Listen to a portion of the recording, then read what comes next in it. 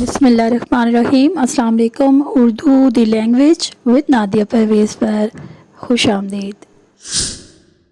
آج کا عنوان قسط وار ہے جو کہ گزشتہ کے ساتھ پیوستہ ہے۔ حصہ چہارم ہے، اسم نکرہ کی اقسام۔ جیسا کہ ہم جانتے ہیں اسم نکرہ کی 10 اقسام ہیں، اس میں سے آج ہم مزید 2 جانیں گے، اسم مصدر اور اسم حاصل مصدر۔ اسم مصدر کی 2 اقسام ہیں اور مصدر کی پہچان نہ ہے، یہ ہم پہلے بھی جان چکے ہیں۔ اب ہم جان رہے ہیں اسم مصدر کے بارے میں، اور یہ 2 اقسام ہے، مصدر لازم اور مصدر متعدی۔ مصدر لازم سے کیا مراد؟ وہ فعل ہے جس میں فاعل کے ساتھ بات پوری ہو جائے، یا یوں سمجھ لیں ایسا مصدر ہے جن سے بنا ہوا فعل صرف فاعل کو چاہے۔ فاعل کیا ہوتا ہے؟ کام کرنے والا، اور فعل کام کو کہا جاتا ہے۔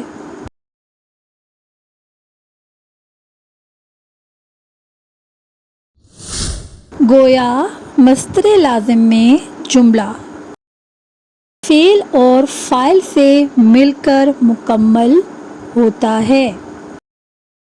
اب اس کی مثال ہے، حمزہ اٹھا۔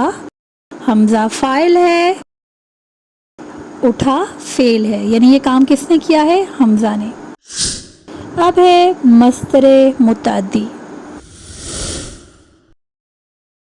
وہ فعل جن میں فاعل کے ساتھ مفعول لگانے سے بات پوری ہو، کیا کہلاتا ہے؟ مصدر متعدی، یا یوں کہہ لیں مصدر متعدی ایسے مصدر کو کہتے ہیں جس سے بنا ہوا فعل، فاعل اور مفعول دونوں کو چاہے۔ گویا فاعل کے ساتھ مفعول کی بھی ضرورت ہو، فاعل کے ساتھ مفعول کی بھی ضرورت ہو، یہ کون سا ہے؟ مصدر متعدی ہے۔ بچوں نے کبڈی کا میچ دیکھا، یہ کس کی مثال ہے؟ اب ہم اسے سمجھائیں گے۔ بچوں فاعل ہے، کبڈی میچ مفعول ہے، دیکھا فعل ہے۔ اب ہم جانیں گے کہ مصدر لازم سے مصدر متعدی کیسے بنایا جاتا ہے، یعنی کہ ایک ہمارے پاس مصدر لازم ہے اور اسی سے ہم نے مصدر متعدی بنانا ہے۔ لکھنا، پڑھنا، سونا، جاگنا، اترانا، رونا، رکنا، اچھلنا وغیرہ، یہ سب کیا ہے؟ مصدر لازم۔ جبکہ لکھنا سے لکھانا، پڑھنا سے پڑھانا، ڈرنا سے ڈرانا، یہ ہوگا مصدر لازم سے مصدر متعدی بنانا، یہ سب کیا ہو جائیں گے؟ مصدر متعدی ہو جائیں گے۔ تو پیارے بچوں، اب باری ہے اسم حاصل مصدر کی۔ اس سبق کا دوسرا پارٹ ہے اسم حاصل مصدر کیا ہے، یہ ہم جانیں گے۔ وہ اسم ہے جو مصدر سے بنا ہو۔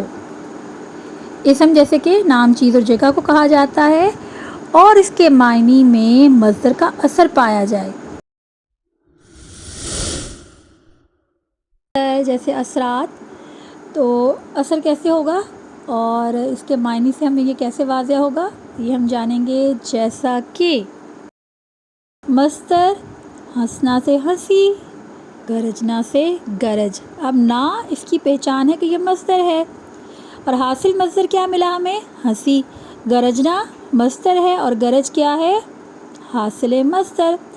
اب ہم نے وضاحت کرنی ہے اسم کیفیت کی، کیونکہ اس سے کنفیوژن پیدا ہوتی ہے، ابہام پیدا ہوتا ہے، تو اس کو ہم نے جاننا ہے۔ وہ اسم ہے جو چیز کا اثر یا نتیجہ ہو، یہ ایک ڈیفرنٹ چیز ہے، مختلف چیز ہے، اور وہ مصدر سے حاصل نہ ہو، اسے ہم اسم کیفیت کہتے ہیں۔ اس کی وضاحت حاصل مصدر کو سمجھانے کے لیے کی جا رہی ہے۔ دوست، دوستی، نرم سے نرمی، احمق سے حماقت، یہ ہے اسم کیفیت۔ کیفیت میں اثر یا نتیجہ مل رہا ہے ہمیں، اس سے ہمیں وضاحت ہوتی ہے، تو وضاحت کی ضرورت تھی اسم حاصل مصدر اور اسم کیفیت کے فرق کو سمجھنے کے لیے۔ امید ہے آج کا سبق آپ کو پسند بھی آیا ہوگا اور اس کی اچھے سے وضاحت بھی ہوگی۔ چینل پر نئے ہیں تو چینل کو لازمی سبسکرائب کریں، اس سے ہماری حوصلہ افزائی ہوتی ہے۔ مزید آپ کو بتاتے چلیں، اسم حاصل مصدر مصدر سے بنتا ہے، جبکہ اسم کیفیت مصدر سے حاصل نہیں ہوتا، وہ کیفیت یا اثر کا نتیجہ ہے۔ مصدر اور حاصل مصدر ایک دفعہ پھر سے وضاحت کرتے چلیں۔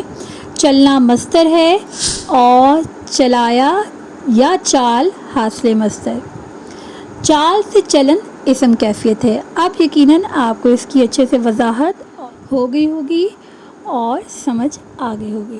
کمنٹ باکس میں سبق کے حوالے سے سوال کر سکتے ہیں، اور اب ہے اختتام کا وقت۔ اللہ پاک سے دعا ہے کہ اللہ پاک ہمارے علم و فیض میں برکت اور اضافہ فرمائے اور دیے سے دیا جلانے کی توفیق نصیب فرمائے۔ آپ کی سماعتوں کا شکریہ۔